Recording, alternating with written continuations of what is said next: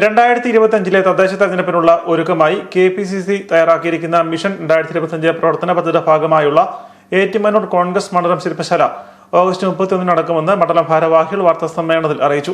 ശനിയാഴ്ച രാവിലെ 9 മണി മുതൽ വൈകുന്നേരം 5 മണി വരെ ചെറുവാണ്ടൂർ KNB ഓഡിറ്റോറിയത്തിലാണ് ശില്പശാല നടക്കുന്നത്.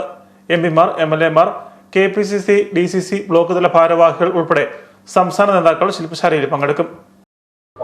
2025 തെരഞ്ഞെടുപ്പിന് തദ്ദേശ സ്വയംഭരണ സ്ഥാപനങ്ങളിലേക്കുള്ള തെരഞ്ഞെടുപ്പ് നടക്കാൻ പോവുകയാണ്. അതിനുള്ള മുന്നോടിയായിട്ട് തദ്ദേശ സ്വയംഭരണ സ്ഥാപനങ്ങളിലേക്ക് തെരഞ്ഞെടുപ്പിൻ്റെ പ്രവർത്തനങ്ങളുടെ ഭാഗമായിട്ട് മിഷൻ 25 എന്ന പദ്ധതി KPCC ആവിഷ്കരിച്ചിരിക്കുകയാണ്.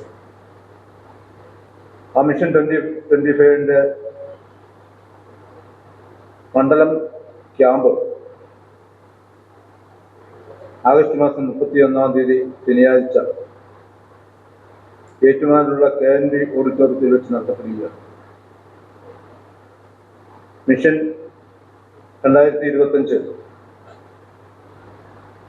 തദ്ദേശ സ്വയംഭരണ സ്ഥാപനങ്ങളിലേക്കുള്ള തെരഞ്ഞെടുപ്പിനുള്ള മുന്നൊരുക്കമാണ്.